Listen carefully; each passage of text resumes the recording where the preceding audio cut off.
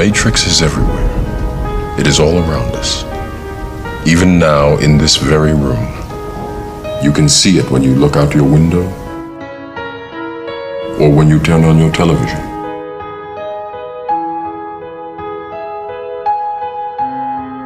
You can feel it when you go to work.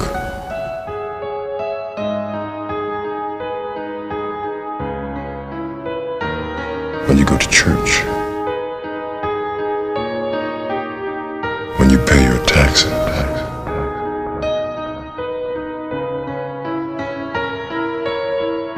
It is the world that has been pulled over your eyes to blind you from the truth. You take the blue pill, the story ends. You wake up in your bed and believe whatever you want to believe. You take the red pill, you stay in Wonderland, and I show you how deep the rabbit hole goes. Remember, all I'm offering is the truth, nothing more.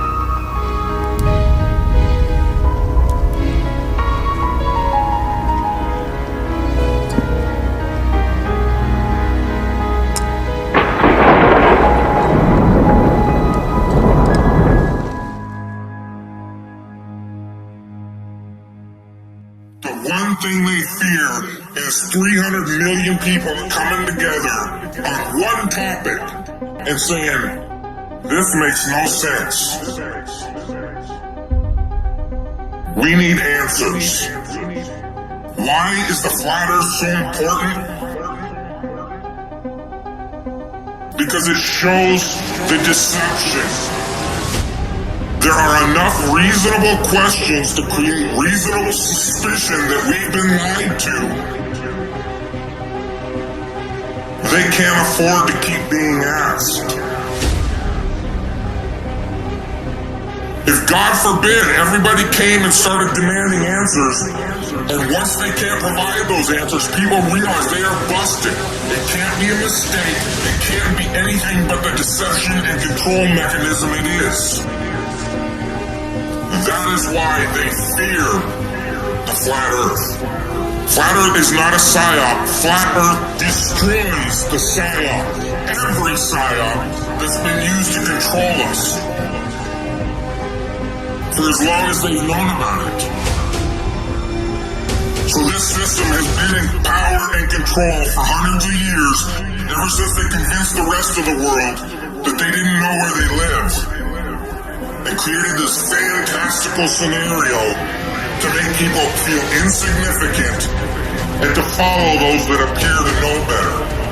They're just better liars, deceivers, that have no conscience and will do everything and anything to everybody and anybody they can to keep that power. Because people are waking up. And no matter how much they try to suppress this flat earth movement, oh, it's going to keep moving one way or another. You can see it. People are waking up. Their earth is indisputably not round. Is it possible that these guys are using stage magic, tricks? Look over here, look over here. And is it possible that the world that we're living in has been misdescribed? I definitely know that the world that we're living in has been misdescribed to us and oversimplified, including the solar system model. It's been vastly oversimplified. It doesn't actually accord itself to the very accurate readings we can get today with our technology, right? Like they never predicted that it was going to come to this.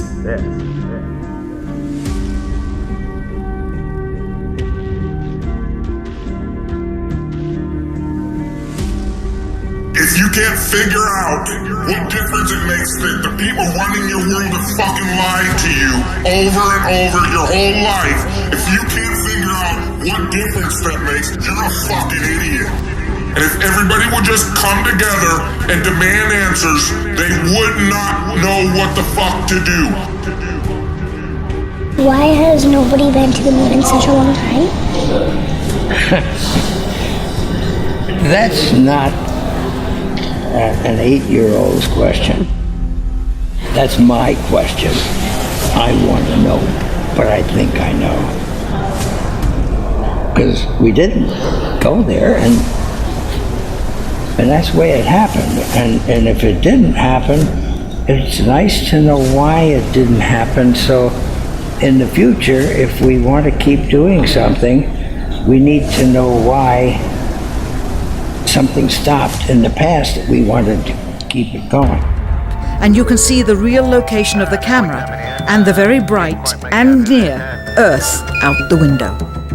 10 or 11 years ago, I stated to various scientists that the moon is not a piece of rock, but it is plasma. The Americans and Russians are thinking of landing men on it. Oh, well, that will never happen, never happen, never happen. Sometimes it's got something called a lunar wave. There are many videos showing the moon with a lunar wave. We don't know what that is. It's all a mystery. Do you believe it could possibly land on it? Absolutely not. You know, you've got a P900 camera now you can buy, and you can zoom in to the moon. It's supposed to be, by the way, 238,000 miles away in deep dark space. It's sometimes translucent. You can see through it. Whether you believe we went to the moon or not, everybody believes that there's a debate about it, right?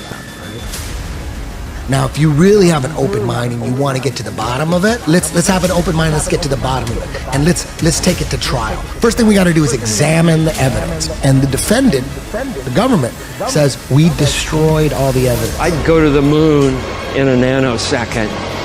The problem is we don't have the technology to do that anymore. We used to, but we destroyed that technology, and it's a painful process to build it back again.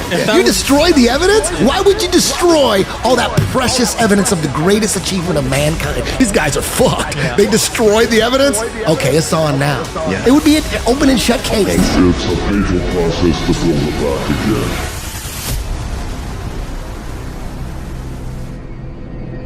You want answers? I think I'm entitled. You want answers? I want the truth! You can't handle the truth! When you look up at the sun and moon, you see two equally sized, equidistant circles tracing similar paths at similar speeds around a flat, stationary Earth. Rise up, look at that great cosmic light and think about it. That gets up in the eastern horizon every morning and moves across the sky with a kind of symphony of motion and paints its technicolor across the blue, a light that man could never make. They become so involved in thinking about man's progress, they forget to think about the need for God's power. The experts at NASA, however, claim your common sense, everyday experience is false on all counts.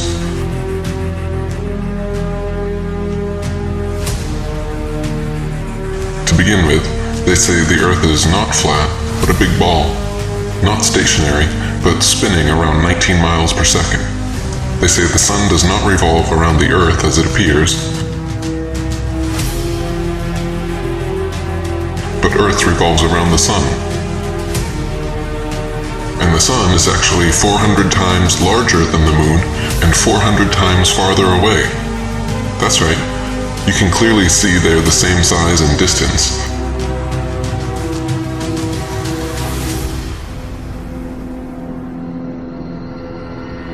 You can see the Earth is flat.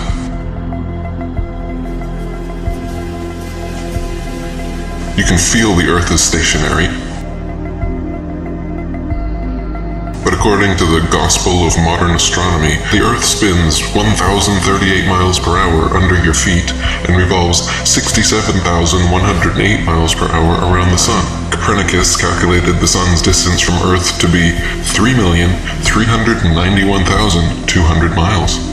The next century, Johannes Kepler decided it was actually 12,376,800 miles away. Isaac Newton once said, "It matters not whether we reckon it 28 or 54 million miles distant, for either would do just as well." How scientific. Science! Benjamin Martin calculated between 81 and 82 million miles. The moon is actually a semi-transparent luminary and not the solid spherical desert planet that NASA would have us believe. In fact, it is likely that both the sun and moon are not densely physical at all, and are simply luminous flat disks able to pass by or through one another during eclipses. The sun and moon luminaries revolve around the Earth once every 24 hours for the sun and approximately 25 hours for the moon, illuminating like spotlights the areas over which they pass. The sun's annual journey from tropic to tropic, solstice to solstice, is what determines the length and character of days, nights, and seasons. What can be more common than the observation that, standing at one end of a long row of lampposts, those nearest to us seem to be the highest, and those farthest away the lowest. As we move along towards the opposite end of the series, those which we approach seem to get higher, and those we are leaving behind appear to gradually become lower. It is an ordinary effect of perspective for an object to appear lower and lower as the observer goes farther and farther away from it. Let anyone try the experiment. The apparently uprising surface of the Earth upon or over which it stands will converge to the angle which constitutes the vanishing point or the horizon, beyond which it will be invisible. Heliocentrists would have you believe the very opposite of what every human who has ever walked the Earth has seen with their own eyes.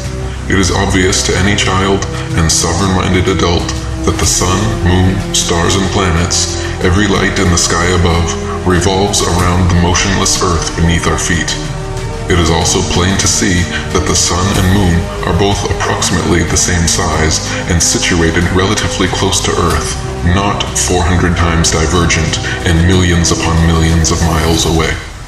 To abandon your senses and everyday experience in favor of such unfounded science fiction fantasies is a fallacy of appeal to authority so extreme that it leaves the brainwashed believer impotent to trust his own natural instincts and forever thereafter chained to the fantastical explanations of astronomical charlatans.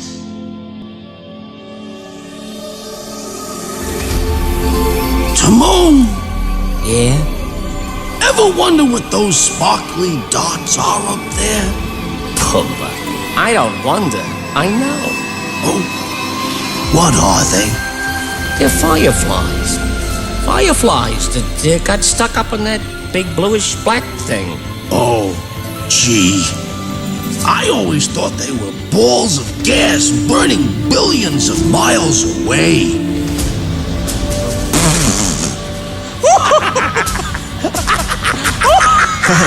Who told you something like that? What mook made that up? Yeah, pretty dumb, huh? Oh, you're killing me. It's maybe the night the more dreams might let me know. All the stars are closer. All the stars are closer. All the stars are closer. It's maybe the night the more dreams might let me know. All the stars are closer. All the stars are closer. All the stars are closer. To stay fixed in their constellation patterns, night after night, year after year, century after century, never changing their relative positions. If Earth was truly a tilting, wobbling, spinning space ball, as NASA and modern astronomy proclaim, the star patterns would never look the same 2 nights in a row, let alone be fixed in exactly the same constellations for thousands upon thousands of years. Maybe the night the more dreams might let me know. All the stars are closer. All the stars are closer. All the stars are closer. Maybe the night the more dreams might let me know. All the stars are closer. All the stars are closer. All the stars are closer.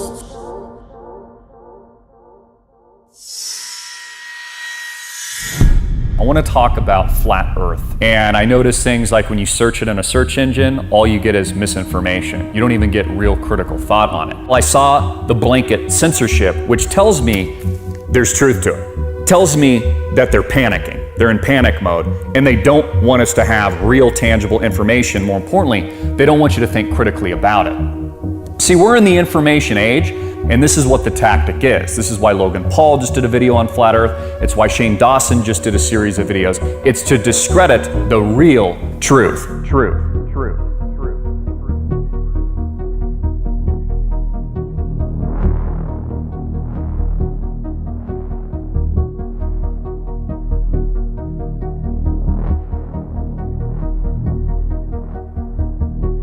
It tells me that there's something here that they don't want you to know. It tells me that mainstream science, NASA, and more importantly, our government powers are panicking. So they're hiring through the same companies that they own, because there's only 6 companies, by the way.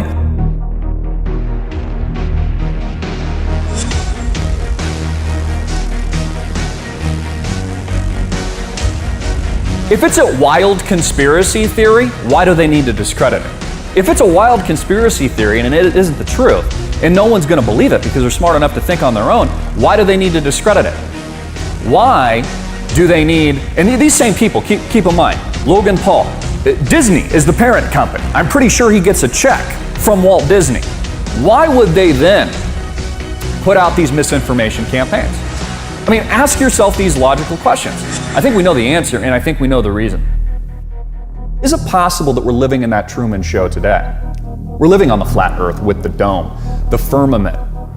As we start to look around us, we start to wake up, our eyes open, maybe that third eye opens, we start to understand, wow, this isn't what I thought it was. Maybe instead of being a worthless blob of goo that came from nothing and then developing into apes that were oohing and ahhing and then eating bananas like a bunch of idiots, maybe instead of that, we actually are the center of the universe. Maybe we are special. In fact, maybe there is unbelievable evidence of creation, but the government has decided to hide that from you. Why? Why is there so much misinformation? Why is there a giant disinformation campaign going on right now when it comes to things like flat Earth? Are my eyes lying to me? Or can I trust what I'm actually seeing? But Christopher, the Earth is a globe. I was told that when I was 1 year old. They said, look, this is a globe. Isn't it interesting? It's one of the first things that you're actually taught. The Earth isn't flat, it's a globe. Even though for hundreds and hundreds, if not thousands of years, they thought that the Earth was flat. Oh, but Christopher, we have all these images of outer space that show that the Earth is a sphere. Really? Where do the images come from? NASA. Oh, you mean the same NASA that is our government, our secretive breakaway government that hasn't been back to the moon since the 1960s. That NASA? Have you ever seen it with your own eyes?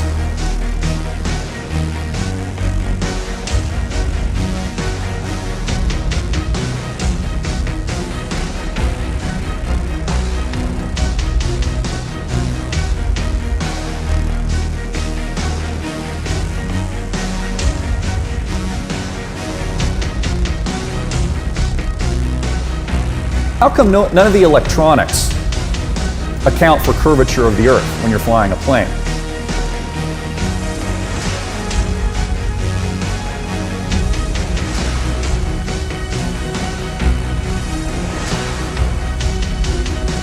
None of the engineering of bridges and train tracks, buildings, all kinds of infrastructure that goes for miles and hundreds and maybe thousands of miles, none of it accounts for, in its actual engineering blueprints, for the curvature of the Earth. I mean, if I was building a giant bridge of hundreds of miles, wouldn't I have to account for the curve? Or is it possible there's not a curve and that we've been lied to for a reason?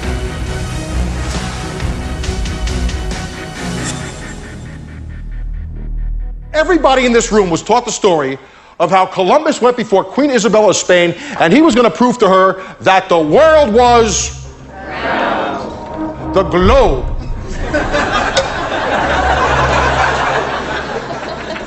So this world is round story is 100% bullshit. It's total fiction. Yet how did our grandparents learn this? We learned this? Our grandchildren are probably going to learn this. How come? Because history is pop culture. And that dude who jumped out of a perfectly good balloon, what's his name? Felix Baumgartner, edge of space jump.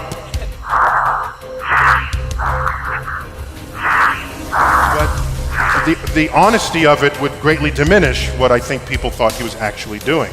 And not only that, they made sure to photograph him standing there with a really wide-angle lens, which curves horizontal lines.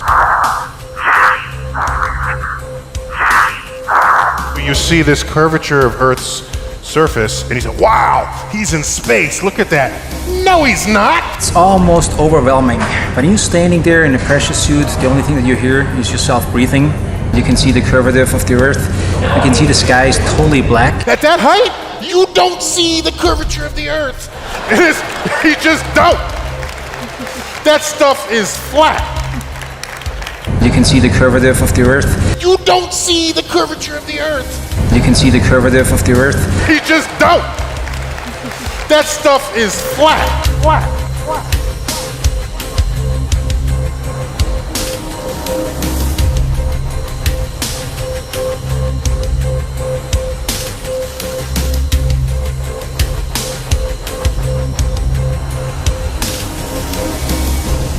Really wide-angle lens, which curves horizontal lines.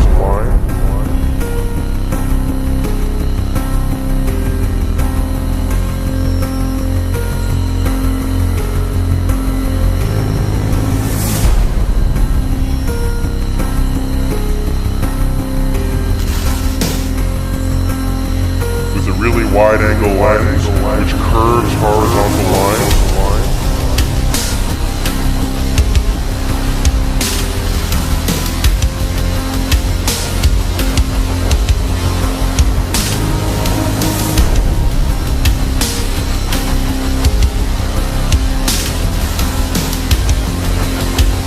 Really wide-angle lens, which curves horizontal lines.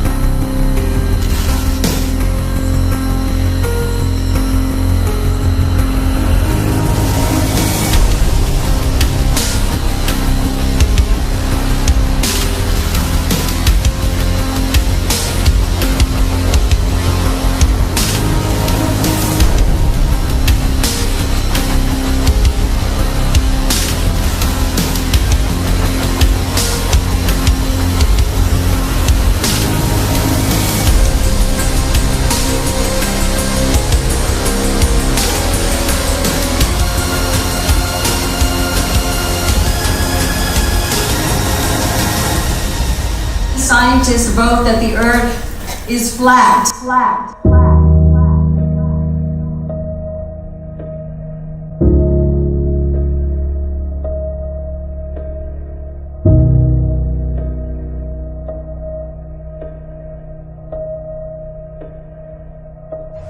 So trust your eyes and trust your experience.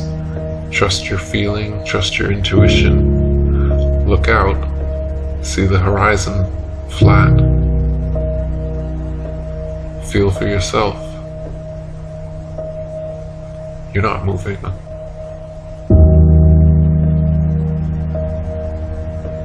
Just sit still.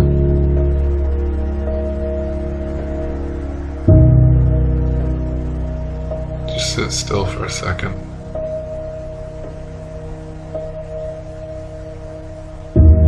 You're not moving. You're not spinning around an axis at 1,000 miles per hour, rotating around the sun at 67,000 miles per hour, spiraling around the galaxy at 500,000 miles per hour, and shooting off from a Big Bang at 67 million miles per hour. You're not. You're motionless. You're just sitting there. Just sit still. What does that even mean, sit still? You think you could sit still with all those motions? Does it feel like you're moving? Feel that? Same thing you've always felt? Nothing? Ever? Nobody's ever felt movement. Nobody's ever seen the earth move. Nobody's ever seen the earth curve. Maybe you just got fooled by some Masons. Mark Twain said, "It's easier to fool people than to convince them they've been fooled." That's why it's so hard to convince you you've been fooled.